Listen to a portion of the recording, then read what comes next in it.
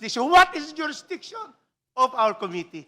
Impeachment is an impeachment now committee to impeach. The charges are to impeach the vice president as provided by our Constitution. So therefore, not only is there a lack of recital of the facts, what is important here is that this ground 2 is not determinative of the jurisdiction. So everything here, from 2 up to 6, which pertains to the Secretary of Education, should be ousted and dismissed immediately Naku. for being not within the jurisdiction of this committee. Thank you, Madam Chair. Pambira naman ho talaga tong mga taga-House of Representative na to. Magyegera na, impeachment pa rin ni VP Sara inaatupag nyo. Dito sa video na to, makikibalita ho tayo sa pangalawang araw ng pagtalakay ng Justice Committee kaugnay doon sa mga isinampang impeachment complaint laban dito kay VP Sara. Pero bago yan, isang like at isang subscribe. Masaya na ho tayo dyan at sa mga gusto sumali sa ating community, yung join button nandyan lang ho. Rekta na ho tayo dito kay Jingy Luistro. Game! Ground number 2 is totally outside the jurisdiction of this impeachment court. Nako, si Rupos yan ah. Section 2 of Article 11 enumerates the officials that will be impeached. I cannot see here the Secretary of DepEd to be impeached. In other words, Madam Chair, these allegations about actuations of Vice President Sara as a duly appointed Secretary of Education is not within the jurisdiction of an impeachment court. We're not impeaching here a Secretary of Education. In fact, Madam Chair, it is very clear that once you are able to see there are some grounds of the Vice President to be able to be tried in the Senate, it is only a removal from office of the Vice President and perpetual disqualification. In the case of the second ground, specifically, it talks about actions of the confidential funds in the Department of Education. Madam Chair, the Executive Order 292 of the late President Cory Aquino under his legislative powers in 1987 provides that the office of the Vice President is totally different from the office of the Secretary of a department. We have here, very clear, I have here, you can see here, Book 2, Distribution of Powers of Government. What does it say? Here, executive, exercise of executive power, the President. It is vested in the President. And Section 12, the Vice President also shall have the same qualification and so forth of the President, and he will be, it is he here, but it should be genders equal, may be removed from office in the same manner as the President. So this is under Book 2, Chapter 3. Now, we go to the Secretary of Education. Where is he found? It is on Book 4. Book 4 provides for the executive branch. The departments, it says here, Section 1, the executive branch shall have departments as are necessary for the functional distribution of the work of the President for the performance of function. Section 3, department proper. The department is run by the Secretary. Madam Chair, all of this will show that there is a dichotomy, a separation of the Vice President. When he was appointed without need of confirmation, then that is another duty of hers. And we are not here going to try the Vice President as Secretary of Education.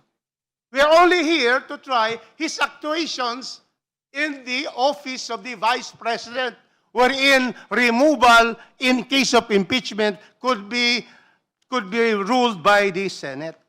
And therefore, Madam Chair, clearly, according to our rules which says determination of substance is met when there's a recital of facts constituting the offense charge, and there is an and here, and determinative of the jurisdiction of the committee. Determinative of the jurisdiction. What is jurisdiction of our committee? Impeachment is an impeachment now committee to impeach. The charges are to impeach the vice president as provided by our Constitution. So therefore, not only is there a lack of recital of the facts, what is important here is that this ground 2 is not determinative of the jurisdiction. So everything here, from 2 up to 6, which pertains to the Secretary of Education, should be ousted and dismissed immediately Nako. for being not within the jurisdiction of this committee. Thank you, Madam Chair. The chair wishes Chair. to raise a question to the Honorable Rodriguez. Madam Chair. This is for the sake of expounding our exchanges of argument. Honorable Rodriguez, does the Vice President cease from becoming such the moment she assumes the position of Secretary of Education? Madam Chair, she does not cease, but then she holds another office separate from the office of the Vice President. And the Constitution is clear. In fact, Nako. it's only the Ba't parang manatatono nitong si Rufus Rodriguez? Mahirap pa naman magpagtalo dyan sa mama na yan. Pagka medyo nagbabago yung tono, talagang medyo sumisigaw-sigaw yung mama. President, Vice President, the Supreme Court. In fact, the very purpose of impeachment is to remove these high officials. In fact, the Secretary of Education, she resigned already. How can we proceed with hearing allegations on the Secretary of Education? Madam Chair. No, Madam Chair. So therefore, yes, let's hear also our distinguished Chairman Benny Abante. Madam Is this Chair. in line with the Yes. argument of Madam the Chair, Honorable Rodriguez? Perhaps, with due respect to my good friend, Congressman Rufus, no, perhaps I could be able to correct the impression here. This committee is not to impeach the Vice President. It is to hear the impeachment complaint against the Vice President. This is not to impeach. Bakit mo tinakpan ng relo mo? Yun na lang ang tatanong ko. Wala na tayo maraming pag-uusapan dito, Benny Boy. Bakit mo tinakpan yaang relo mo ngayon dyan sa pagsasalita mo na yan? Ilabas mo ang ang wrist mo. Pakita mo sa sambayan ng Pilipino kung ano ang suot mo ngayong mga panahon na to. Kanya This ka, committee is not to impeach. Gusto ko pong i-correct yan sapagkat baka sabihin ng taong bayan na tayo rito, nagkakaisang impeach na ang Vice President. This is to hear the impeachment complaint, Madam Chair. At this juncture, we are calling the Honorable De Lima for her comment to the manifestation of the Honorable Rodriguez. Thank you, Madam Chair. I respectfully disagree with the main contention that the alleged acts attributed to the Vice President concurrently holding the DepEd portfolio cannot be taken cognizance of by this committee. Clear po, concurrently, in concurrent capacity. So kaya nga po, there was the bypassing of CA confirmation precisely because she is a Vice President. No need to go through the confirmation by the CA.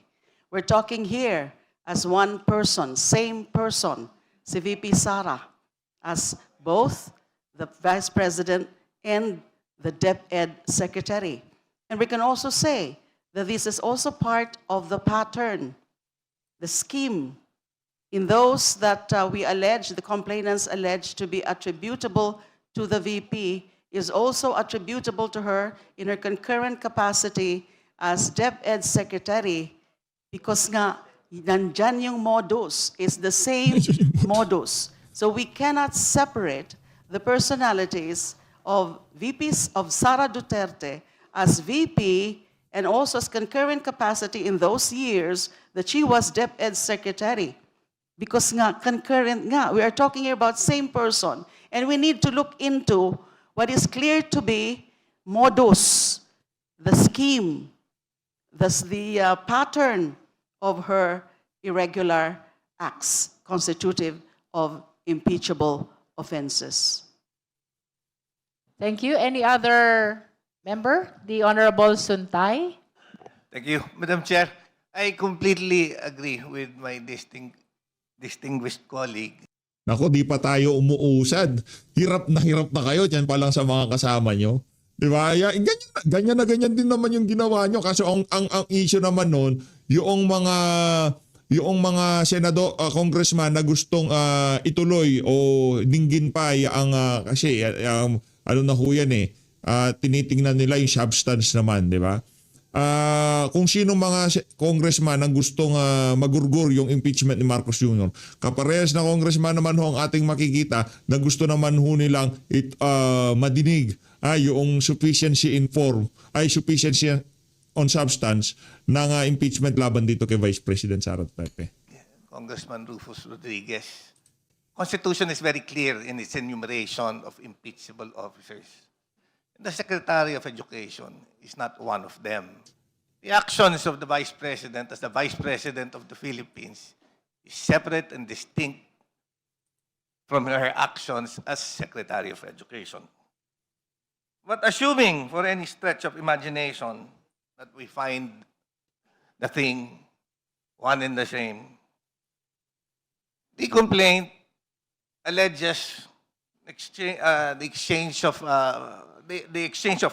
money exchanging hands, but it does not allege any wrongdoing or illegal act. Kasi yung narration, sinabi lang, napunta, binigay dito. But that's the very nature of confidential funds. It's money changing hands, being distributed. And in all those narrations, we cannot simply assume na and simply conclude that the funds was actually went to the Vice President and became for her for her enjoyment. So I think that is a conclusion kasi doon sa narration sinabi napunta kay whoever, kung kani-kaninong mga tao. Kung kay VP directly at sinasabi natin siya ay nagpa-withdraw, bakit kailangan pa umikot yung pera kung siya sa kanya rin pupunta? There is nothing in the complaint that states that it was used illegally. What is present is a conclusion made that it was used illegally. We cannot simply say that it went to VP Sara for her personal gain. Thank you, Madam Chair. Madam Chair. The Honorable Madam Chair. Chua. Chair. Honorable Chua, and then Honorable Tino, and then Honorable Abante. Thank you, Madam Chair. This time, Madam Chair, I beg to disagree with my esteemed professor and my mentor, the Honorable Rufus Rodriguez, who happens to be my ninong also. Your seatmate Why? also. And my seatmate also, my favorite seatmate. You know, the reason why I am like this is because of what he taught from me, what I gathered from the wisdom of the Honorable Rufus. Anyway, let me read, Madam Chair, what the Constitution provides with respect to the Executive Department, Article 7, Section 3, second paragraph, which provides that the Vice President may be appointed as a member of the Cabinet. Such appointment requires no confirmation. Madam Chair, if you will read this provision, it is very clear the reason why the Vice President is holding the position, cabinet position of DepEd Secretary is because of her being elected as Vice President. And in fact, Madam Chair, the Vice President is the only cabinet member who does not need confirmation. Siya lang po nagkakaiba. Why? Because she owes it to the people for electing her as the Vice President. Yun po yung aking argumento dito. Now, bakit naman po siya? Bakit ko naman po sinasabi na dito meron pong substance? Why? Dito pong grounds number 2, makikita po natin ito sa paragraph 72 to 91 dito po sa impeachment complaint. Dito po, mababasa po natin dito, sabi po dito, ito po, kung babasahin po natin, sa paragraph 79, page 31, sabi po dito, DepEd submitted its reply to COA ICPAO AOM. In this reply, DepEd attached DEPs justifying its use of confidential fund. The most notable of these DPS were certification issued by officials of the Philippine Army. So ano po ba to? Ito po yung certification na in-issue ng mga Philippine Army certifying, sinasabi po nila na wala po silang pondo na nakuha galing po sa DepEd contrary sa certificate na in-issue po nila dahil ito po ay hiningi ng DepEd. At kung babasahin din po natin yung paragraph 88, sinasabi po dito, Fajarda certified that he personally disbursed this amount to the different localities in a single day, a feat that is physically impossible. Fajarda later admitted that the disbursement were made through Colonel Nolasco, who was ostensibly a military aide assigned to OBP pursuant to instructions from the Vice President, Sara. Now, sino po itong si Fajarda at sino rin po itong si Acosta? Now, we are talking here of two SDOs. Ang trabaho po ng SDOs, sila po ang Special Disbursing Officer. Meaning to say, sa kanila po yung pangangalaga ng pera. Sila dapat ang nagdi-disburse, sila rin po ang dapat na nagli-liquidate. Pero dito po, sa DepEd, dito po kay Fajarda, upon the instruction of the Vice President, or at that time, Secretary of DepEd, yung pera po, hindi po yung SDO ang nagdi-disburse. Dahil yung buong pera po, according dito po sa complaint, ay ibinigay po kay Colonel Nolasco na wala naman pong kinalaman sa pagdi-disburse po ng pondo. That, Madam Chair, is betrayal of public trust, clearly. So, Madam Chair, I believe that we have sufficient in substance insofar as the grounds, number 2, of the impeachment complaint. Lagot ka, ha? Itong si ang pangalan to, itong si Joel Chua. Ano Brad, ano mo lang yan, ituloy-tuloy mo lang yan. Pero ang sigurado natin dito, kaya ma-impeach na siya dyan. Okay na, ipagpalagay na natin na matrabaho nyo na maigi yan si VP Sara dyan sa House of Representatives. Pero hindi pa rin mababago ang katotohanan na pagdating sa Senado, ika nga ay may babasura yan. Hindi magtutol. Alam ng mga kasama nyo dyan. Ngayon, kumbaga, pinipilit na lang ho nilang i-squeeze kung ano pa pwede nilang pakinabangan dito sa impeachment na to. Pwedeng iniisip nila kahit paano pababahin natin yung yung approval at trust rating nitong si VP Sara.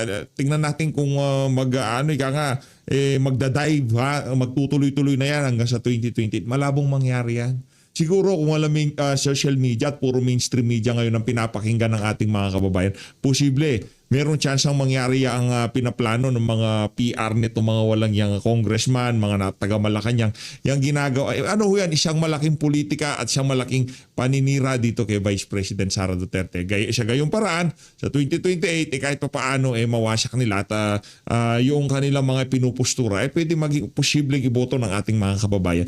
Lahat yung mga ginagawa nila na yan, ibabagsak ko yan sa 2028 presidential election. Is concerned. Thank you, Honorable Chua. Next is the Honorable Tino. Well, thank you, Madam Chair. This is Also, a rejoinder to the comments made by the Honorable Rodriguez as well, no? So, I would agree with him that the actions of Secretary of the Department of Education will not fall under the jurisdiction of the Committee on Justice when it comes to matters of impeachment, because of course, the Secretary of Education is not an impeachable official. However, we're not talking about just an ordinary Secretary of Education, but the Vice President appointed concurrently as the Secretary of Education.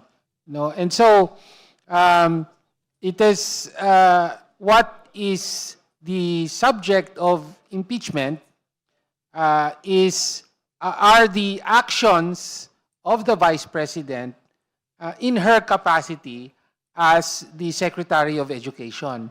And so therefore, I would say that such actions of the Vice President as Secretary of Education are within the jurisdiction of the Committee on Justice. And I would go further to say that as far as the third complaint is concerned, there are sufficient factual allegations to support the ground of betrayal of public trust and graft and corruption, Madam Chair. Next is the Honorable Abante. This is on the argument of the Honorable Rodriguez that as Secretary of Department of Education, it takes away the offense outside the jurisdiction of the Justice Committee. That is the argument of the Honorable Rodriguez. Yes, Madam Chair. Natutuwa lang ako sa binanggit ni Congressman Suntay na palaging sinusuportahan ko yan pag-eleksyon. At kahit na ganyan siya, susuportahan ko pa rin yan sa eleksyon. Pero ito po nga sabihin ko ha, sinasabi nila, sabi Ipakita mo muna yung relo mo. Ay, Brad, ay, hindi maganda mo yung in fairness siya, ito kumbaga obserbasyon lang natin to. Base sa ating nakikitang pampisikal na pangangatawan at kondisyon itong si Benny Abante. May sakit ka ba, sir? Hindi, tanong lang may sakit ka ba, sir? si Congressman Rufus talagang mabira, makaibigan kami niyan eh. Sabi po nila na distinct, di ba? Hindi pwedeng akusahan si Vice President doon sa nagastos niya sa Beligiging Secretary of Education Department. Well, magbibigay na lang po ako ng ilustrasyon. Logic lang po ito. Yung dalawang kamay natin. For example, ito yung Vice President. Ito yung Secretary of Education.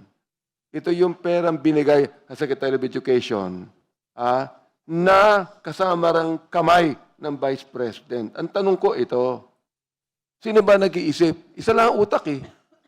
Wala namang utak yung isang kamay. Sa isang kamay. Isang utak lang po ang nagpapagana rito. Yun ang pong sabihin. Yeah, abogado. I hope everybody heard the analogy. Now it's the turn of the endorser to comment to the argument that the fact that the offense was committed as Secretary of Education, it takes away the offense outside the jurisdiction of the Justice Committee. The comment of the endorser, Honorable De Lima. Ito na, si Aling Saba na to. Being in a concurrent capacity does not segregate one from the other. And as mentioned earlier, under the Constitution, she is the only, official in the cabinet that to hold a simultaneous position. The VP may be appointed as a member of the cabinet. And that's why hindi nga po kailangan ang confirmation. Now, doon naman po sa sinasabing iba ang sa DepEd, iba yung sa VP. Yung sa culpable violation of the Constitution, it does not say in relation to the proper office, whether office of the VP. It does not relate that it does not relate or is not in the relation to the office proper, which is the office of the VP as VP. That is the office proper of Sara Duterte as VP. It's attached to the person, yung pagko-commit ng culpable violation of the Constitution and even betrayal of public trust, it is attached to the person and position of the impeachable officer as her acts or omissions relate to the provisions of the Constitution. So hindi dapat nagiging stricto yung pag-delineate o pag-segregate, paghihiwalay ng mga alleged acts or omissions ng isang secretary, ng isang DepEd secretary who is at the same time the VP. Because these acts or omissions, yung nandun sa detalye po, underground 2, are her acts. One person as Vice President and DepEd Secretary in concurrent capacity. Hindi ho pwedeng gano'n na kung ano lang ang ginawa bilang VP, hindi yung as DepEd Secretary, even if these are related in terms of modus, in terms of pattern, in terms of system, ay Ikaw talaga. Ang modus, yung subuan nyo ng saba nitong si Jonel. Ang modus dito ay nakikipagparte ka sa loob ng bilibid ng DOJ secretary ka. Yun ang modus. Ang modus ay yung mga, anong tawag dito? Meron din hong ano to meron din hong yung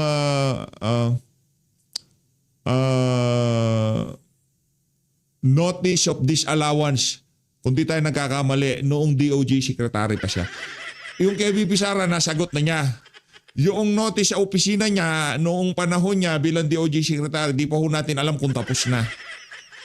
Di ba? Yun ang modus. Uy, siya yun ang modus. Yung modus, hindi... ito pa nga sa modus. Ang modus, makikikakalantari ka sa asawa ng may asawa. Yun ang modus. Di ba? Yun ang modus. Di ba? Di ba si Jonel may asawa yon? Naku, maya ka naman, madam. Di ba? Ano to ito yung kung tawagin nila sa sa salitang kalye, ano to, yung wrecker. hindi na dapat cognizable by an impeachment proceeding before the House Committee. Di ho ba? You would like to Respond reply? to reply to all those who said that we have jurisdiction. All right, because of the significance of this argument, let's give an opportunity to Honorable Rodriguez to reply, and then for the endorser to manifest her rejoinder. Thank you, Madam Chair. The jurisdiction of this committee acting as an impeachment committee springs from Article 11, Section 2 of the Constitution, and then Section 3 to Section to Paragraph 7 in seriatim. And clearly, it is only the actions of the Vice President. It is the only President, the Vice President, and then we have the Supreme Court and the others. So this is the distinction between them, is that there are two separate offices with two separate budgets. We determine the budget in Congress of the Vice President, and we determine also the budget of the Department of Education. So very clear that whatever stated here in ground 2 is it is not one of those that we will be discussing, because after all, in paragraph 3.7, the judgment of the, in case we bring this up to the Senate, is it shall not, judgment in impeachment it shall not extend further than removal from office. We cannot state in the decision, in our findings, that she committed violations as Secretary of Education. That is a matter, in fact, cases had been filed in the Ombudsman. Because the Vice President is not immune from suit Although there's a question of whether the ombudsman can suspend or dismiss a vice president because impeachable officials can only be removed through impeachment. That is another issue.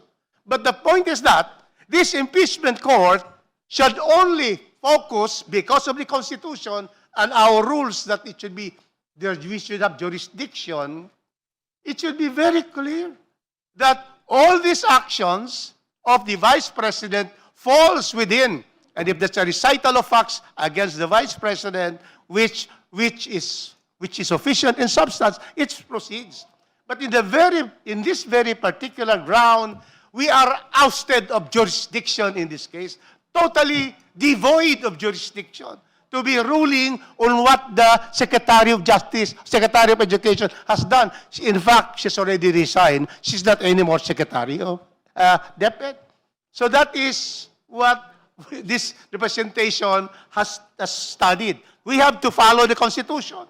We have to follow our rules. Thank you, Madam Chair. To conclude our deliberation on the second ground, we will hear the rejoinder argument of the endorser against the argument raised by the Honorable Rodriguez. Honorable De Lima. To me, Madam Chair, it is absurd to isolate acts or omissions committed by an officer, by an impeachable officer, done in a concurrent official status or official public function, which is an adjunct or related to VP as VP. Otherwise, I can just commit violations, I can just commit offenses and skirt accountability.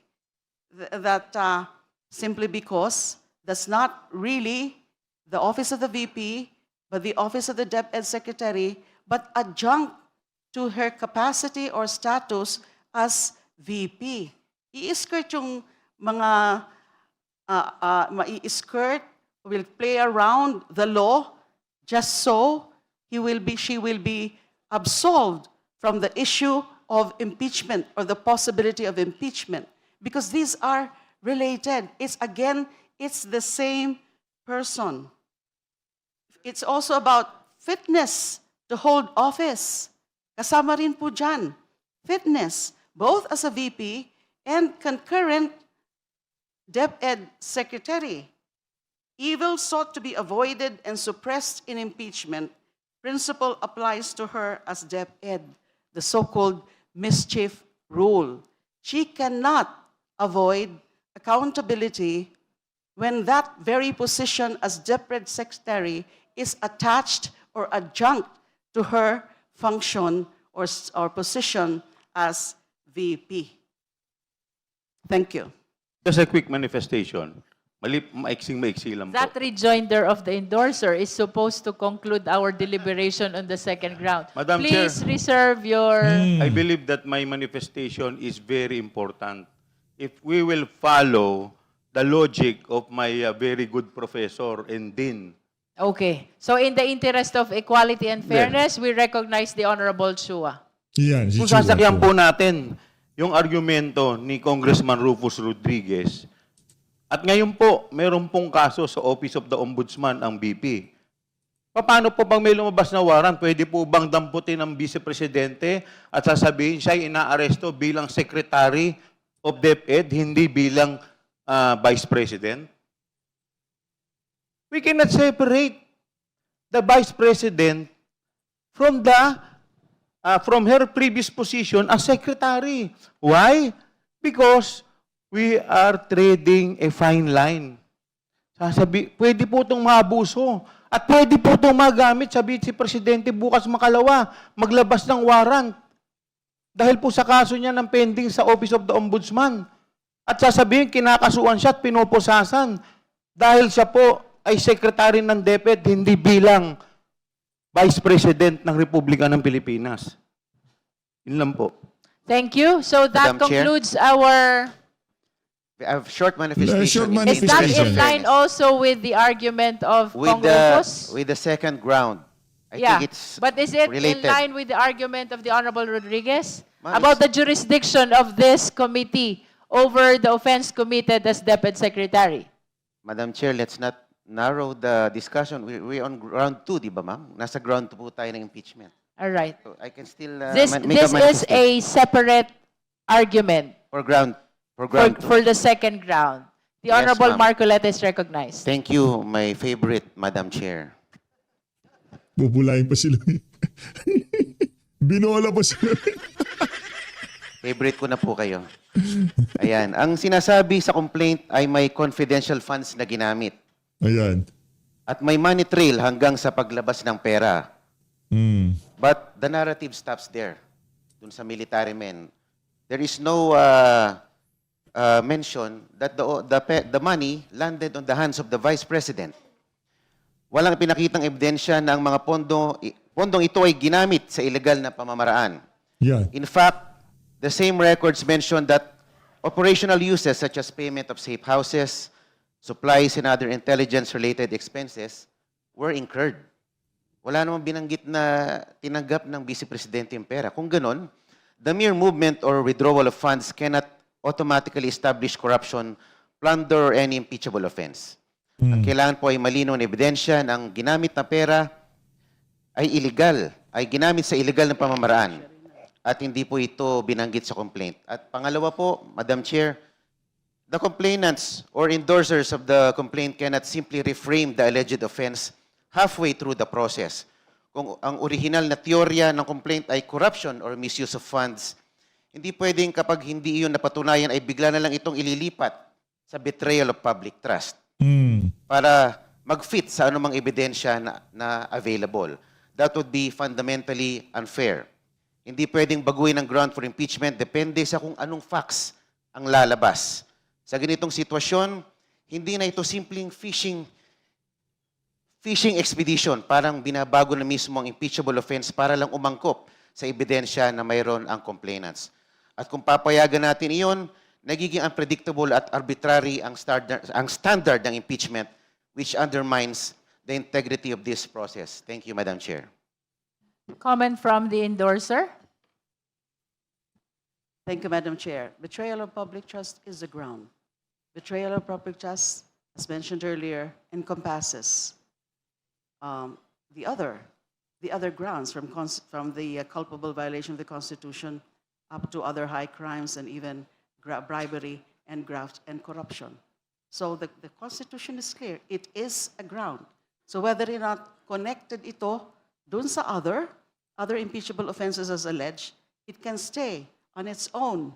It can stand on its own as a specific ground. So either encompassing the others or on its own. And for as long as the alleged facts really depict betrayal of public trust, then that is an impeachable offense. Yung katulad po, doon naman po sa unang mga sinasabi na the charge should be proved later. But that is evidentiary already, not at this stage of determination of sufficiency in substance. Ba, teka lang, Senator tuloy. Alin siya ba? Yung kay Marcos Jr., direktang sinabi noong impeachment complaint na sinampalaban sa kanya, na direkta nilang iniabot, ibinigay, nakatanggap. Itong si Marcos Jr., mayroong testigo, saldi ko, na dinalhan ng pera itong ating bangag na presidente. Bakit yun? Dito kay VP Sara, wala ngang malinaw na dyan sa impeachment, no, na ginamit talaga, binulsa yung mga pera na inaakusan nyo na ninakaw niya. Wala. Si Marcos Jr. meron direktang testimonya na si Saldecott, yung mga magigiting nating Marines na talagang hinatiran nila ng pera. Bakit hindi natuloy yung impeachment? Dito nga, walang sigurado tapos gusto nyo dire-diretso. Ano yan, lokohan? Loko kayo, ha? Thank you. That concludes our deliberation on the... Okay na, tapos na. Dito na natatapusin ang ating reaction video. Sigurado natin dito, si Abante hindi maganda lagay niya. Mahalin natin Pilipinas. Maraming salamat mga kababayan.